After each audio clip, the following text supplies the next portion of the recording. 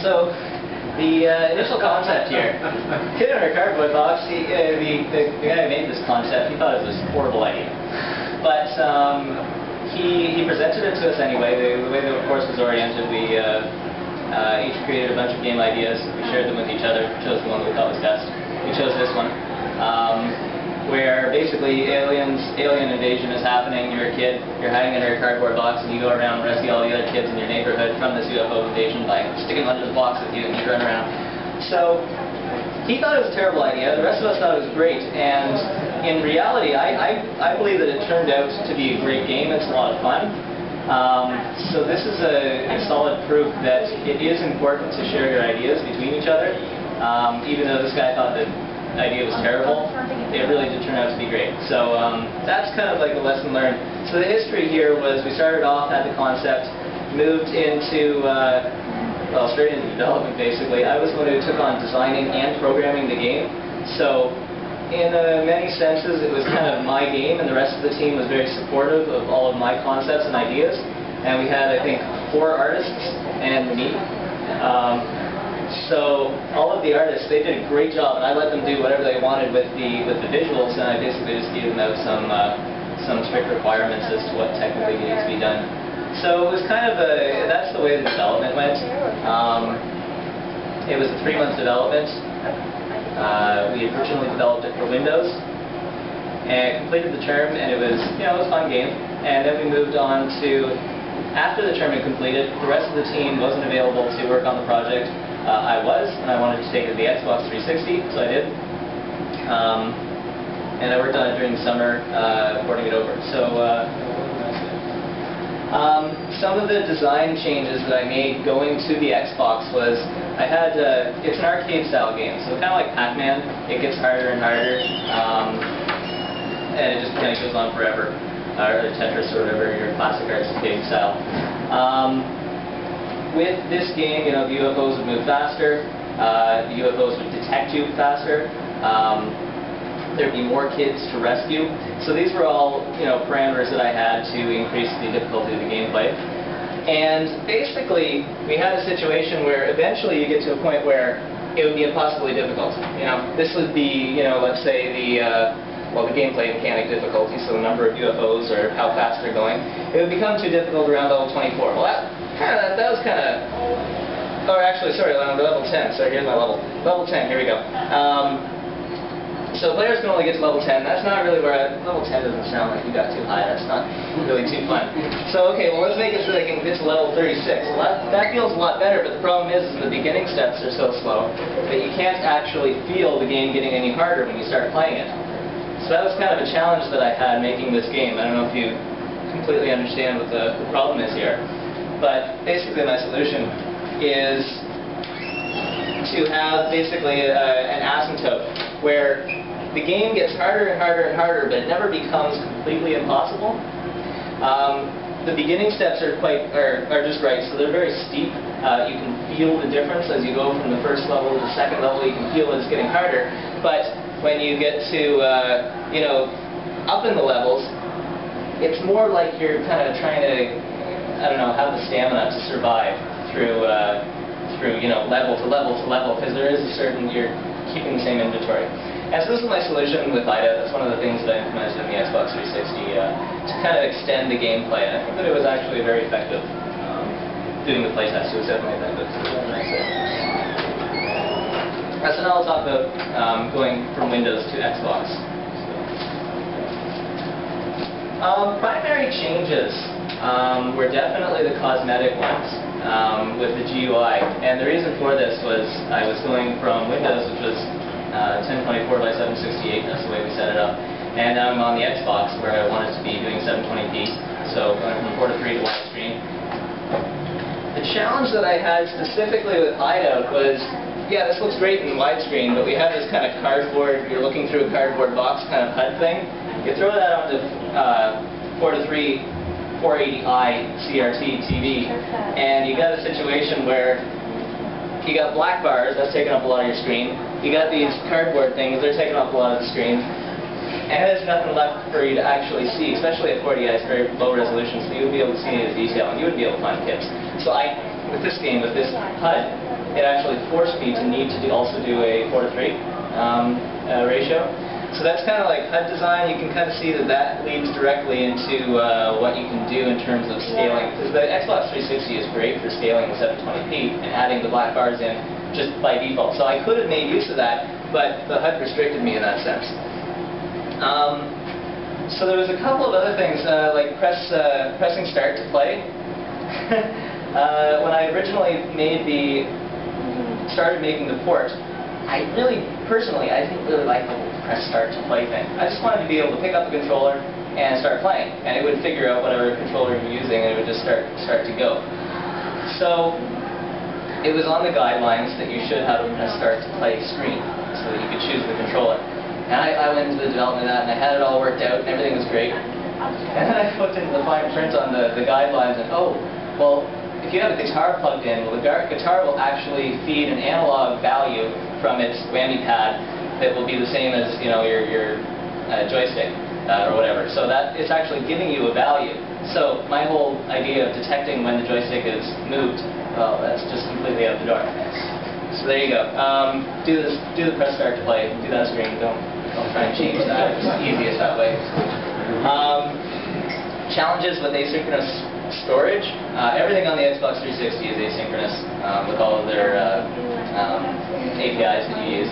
And when I originally designed the game, was originally starting to develop it, I didn't have anything in place to allow the user to select which device they wanted to store their game on. And so I actually needed to re-architecture a bit of my game to allow to basically give them a screen to wait until they chose the right storage device. And that wasn't in my original architecture. So re-architecturing needed to happen there. Performance stuff. The garbage collection on the Xbox 360 using XNA and the compact.NET framework is the major difference between the two platforms. Say it's probably, maybe Owen can correct me on this, but it's probably one of the only major differences between the platforms. So that was a big difference. When I originally wrote it for Windows, as I was mentioning earlier, I had no idea what I was doing with XNA and C#. So because of that, I wrote some horrible code. And I ended up being in a situation where, you know, I played my game for, I think, 100 levels, and then it would crash on the Xbox. This wouldn't happen on Windows, just on the Xbox. So there was some limitations with the way that the memory was managed, and there was stuff that was not being cleaned up that on Windows you don't get. On Windows, you're basically given an infinite amount of memory, is what .NET really allows you to do. The garbage collector allows you to do. So what I discovered is this beautiful tool. If you're ever doing compact.NET framework, I would recommend using the XNA Remote Performance Monitor from the beginning as you're developing every bit of code that you write. This tool will allow you to analyze your heap and figure out where memory leaks are basically happening, .NET memory leaks. So that's a lesson that I learned there. So you need to use this kind of tool and understand where any stray references are coming from. So yeah, go on there. So best practices. The first couple there with the whole press start to play and the whole asynchronous storage and not having that in the original design, go with the guidelines and the best recommended practices and just go with them. And understand them early, like in the design phase, either during the design phase or before the design phase, really understand the requirements and the guidelines, because then you'll save yourself re-architecturing later. And embrace those recommended best practices. So the Indie Games channel. What I released Hideout on was not full-out Xbox Live Arcade. It was the Xbox Live Indie Game channel. And this was a channel that allows you to, you know, you pay a $100 membership fee and somebody peer reviews your game, and voila, there you are, public. Not certified by Microsoft, and not having the Xbox Live API, so you can't do achievements and things like that with their API. And what I also found, sales are terrible for my game anyway. Yeah, so what I had was first 4 days, these were all the sales basically. Yeah, there's the sales, by the way. These are the trials. There's sales. I got maybe 1 or 2. So I think total was 45 sales of 1,200 trial versions after 4 months or 5 months or something. The first few days I got maybe over 1,000 trial downloads and maybe 30 some purchases. And this, I've also heard from other people that this is kind of the way that the channel works. And I think that the indie games kind of is an extreme version of that whole situation where you have a hit and then you have everything else. It really takes it to the extreme where there's very little in-between space. Maybe Owen can say differently in his presentation. Exactly how Oh, it's the same one? Okay, so there we go. Cool. I'm in a game of zombies. So this is the reality of indie games. If you're planning on, poking around and seeing what's maybe out there, don't expect to get a return on it. Period. It's basically the way that it goes. There is a chance, but don't expect it. And go to the next one. Okay, so why Hideout didn't sell? First one, we've all heard this quote, I'm sure. Content is king, and that is, I think, a primary problem with Hideout. The game itself you can play almost entirely in the trial version. There aren't any new experiences that you get when you buy the full one. There's a limitation on the number of levels that you can play, but every level is the same, it just gets harder. So if you want to compete, if you want to really, fight for scores, well, you need to buy the full version. But there weren't too many people who wanted to do that. There was also, so there's, a set number of power-ups. You can pretty much see everything in the trial. And these online marketplaces, with 1,200 trial downloads, you can tell that it is a very trial-driven marketplace. And because it's very trial-driven, I might even suggest that if you're thinking of making anything for an online platform like indie games, or maybe even the larger platforms, that it might be good to start your design thinking about the trial. And this is something that I don't have experience, I can't say 100% that it works. But rather than making a game and then tacking on a trial version, make a game that has a solid trial version which will entice players to buy the full game from the get-go. And that might enable you to have more success with the whole trial-driven marketplace. Yeah. Sorry, did you do anything with the is trial check and trying to limit the gameplay experience or anything? So the limit that I had put in was you can't get past level 5. And level 5, from my own feel, was kind of where you could start understanding what the game was all about. That was it. If I were to do it again, I might not let you write high scores. It might not save high scores in the trial version. But because I designed the game first to be a game and then tacked on the trial version, I couldn't figure anything else out that I could do for the trial version. If I was designing a game from the start, I would say, okay, I think I might want to have a story. I might try and do some type of a story and have it, the beginning, have an awesome hook that ends right on a cliffhanger and makes people want to play. Or I might have it so that there's characters that you become attached to in the first opening sequences, and then you have that kind of personal attachment, and feed off of that. I would also probably have more worlds to explore and environments, content being king, and also maybe play with different power-ups that you can unlock only in the full version kind of thing. But again, would design the game from the ground up to be trial. Okay, yeah. What was it? Sure. Yeah, okay. So that's pretty much Indie Games channel. There was a couple of things that I learned actually after in the game design. One of them being, when I was making all these menus, I had accidental key presses happening all the time. Because in your game, you're using the A button to rescue these kids, and then you win right after you hit an A button. Well, what if you accidentally press the A button twice? Well, you're already on to the next level because the A button was registered in the menu. So I realized that a simple solution is to just have a pause before you start recognizing input in your menus. after directly following gameplay. So if they're mashing buttons in the gameplay and then a menu comes up, you don't want to immediately start recognizing those button presses in the menus because they'll just fly through the menus and then they won't see anything that happens in the menus. I didn't see that coming, but I learned it afterwards. A simple solution, even if you have the time to do it, is have animations where your menus come in, and then there's no input recognition in the menus as they're coming in, and that's the kind of pause to allow them to get into the menu mindset. When making the Hideout, somebody will play it here on the 360 controller. I had it so that the camera was controlled by the secondary joysticks. And I had it so that it was Nintendo style, because I like Nintendo style third-person games. And you push the joystick to the left, and it rotates the camera to the left relative to the player. This isn't how first-person shooter games work. First-person shooters, you press the joystick left, and you look to the left, which happens to be rotating the camera right around the player. So I like the Nintendo way, because it makes sense to me. But the reality is, there's not much real people here, and you need to have respect for their input preferences, especially on a platform like Xbox 360, where everybody is used to the first-person shooters, and they have, they get used to it, because there's a lot of first-person shooter players on the 360. At least there's a lot of first-person shooter games, so I'm assuming there's a lot of players. That is something that I definitely, in retrospect, I should not have forced them into the Nintendo style when the Xbox 360 was so engrossed in this kind of format.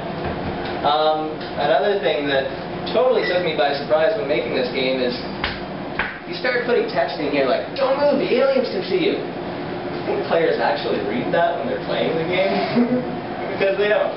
It's a situation where they pick up this controller, they know nothing about the game, they run out with their cardboard box, and suddenly this UFO gets stuck to them and starts following them. Well, they're freaking out, and they just keep moving. They want to run away from them. They move this way, they move that way, they're running this way.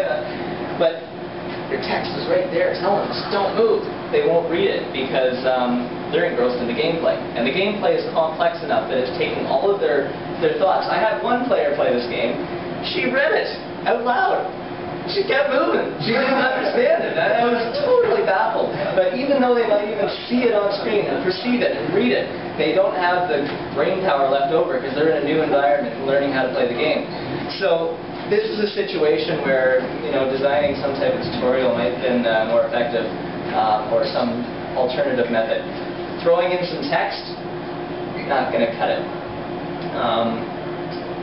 Yeah, so that's pretty much some of the things I learned.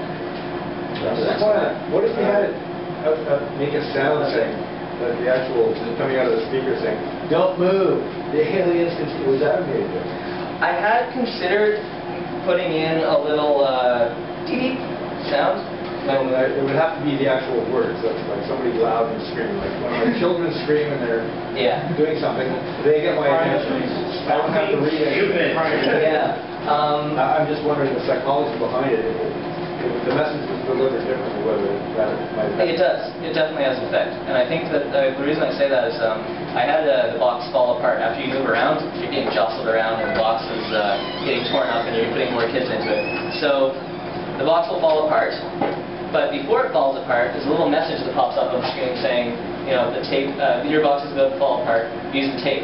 Well, nobody would see that because it was text and nobody was reading it. So all I did was I just put in a tearing sound, and because it was in time with the text appearing, they would stop, okay, this text is important, and they'd read it. So the sound just triggered that. I was also considering having that beep sound with the UFOs catching onto you, so that beep would appear with the text, and then that would allow you, the players would grab their attention, focus on the text, read the text, understand it. But the way that the gameplay worked, I wasn't able to do that because then you'd have dee dee dee dee dee dee dee dee all the time, and you'd go nuts. Nobody would enjoy it. But you just say dee. Doesn't work. Disable the D? Yes, no, I Doesn't work. So yeah. Any other questions? Yeah. So is there any suggestions, or let's say, not suggestions, but like your personal thoughts on what Microsoft could do to fix XBLIG? Because XBLIG, I think, is fundamentally broken in terms of like... You're talking about more than just indie games, right? Particularly indie games, but like any, like, I personally, like, I know a lot of people that have put stuff up on Xplig and they see, like, absolutely minimal return. Is there anything that you think Microsoft could do to help out the developer, help out the humble, independent developer on Xplig? There's two parts to it. I mean, there's the indie games and then there's the main Xbox Live. Yeah. In terms of generally the main Xbox Live, I would really personally like to see what sales are like on WiiWare to make a comment, because my comment might be that Microsoft needs to have more strict requirements on what they are allowing to go up on Xbox Live indie games, and by having more strict requirements, they can limit the amount that is on there, which would turn the marketplace into a marketplace where you wouldn't have every player going and spending all their time playing trial versions and never actually paying for a full game. So I think that's from my perspective, and this is really my perspective, so I don't have the numbers to back any of this up, but I feel that, like, I as a player will go and open up Xbox Live and play trials for free, and I won't buy anything. And so I think that with WiiWare, well, they actually have, they've only just started introducing trial versions, so they had trial versions and they didn't for a long time. They have them now. But because there's such limited selection, you kind of, at least, some developers do get a more sizable chunk of money. So the trials are a challenge. For the indie games, though, with $100 a year for a membership to publish a game, I don't know what they could do. I find the problem there is that, like, you pay $100 a year to get a membership, and for most developers that put games out on Xplig, they probably won't even get the $100 back. No, I've got $35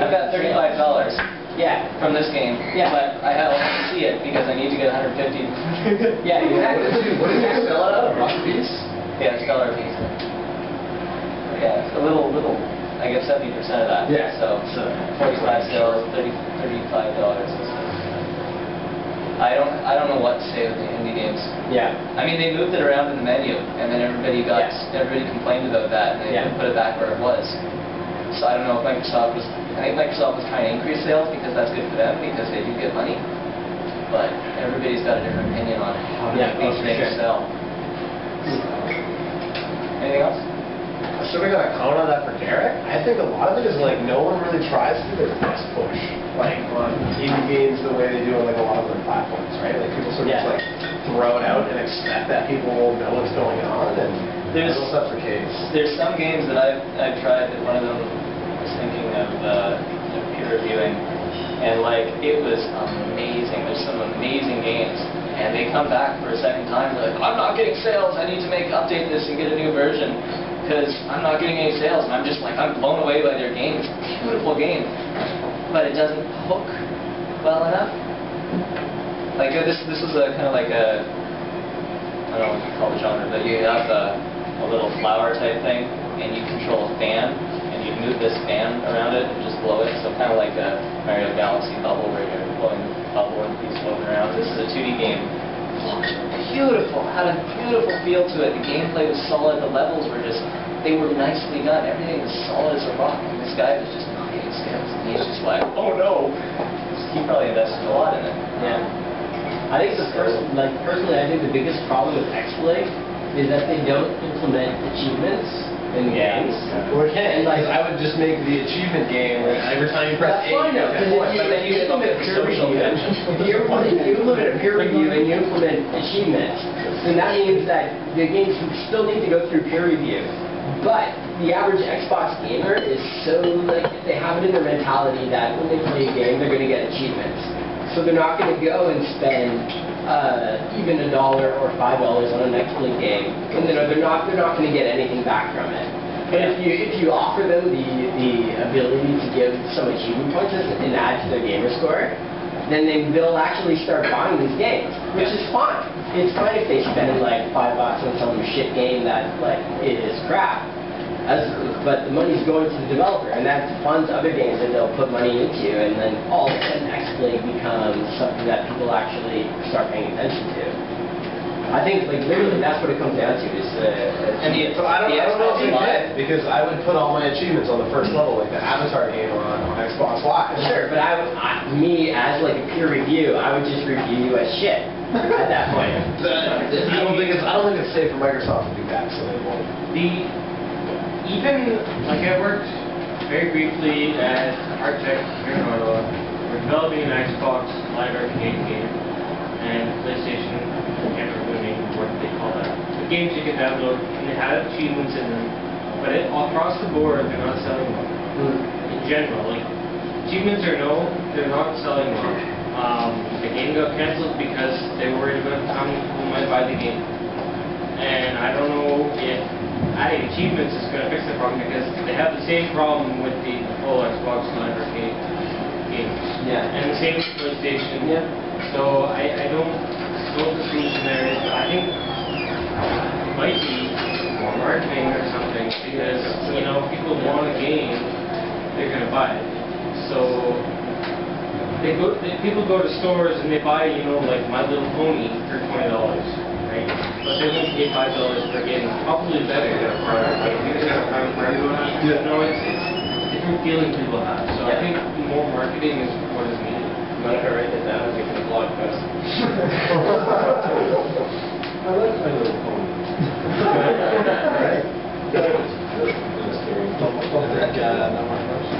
Dave loves My Little Pony. Thank you very much, Al.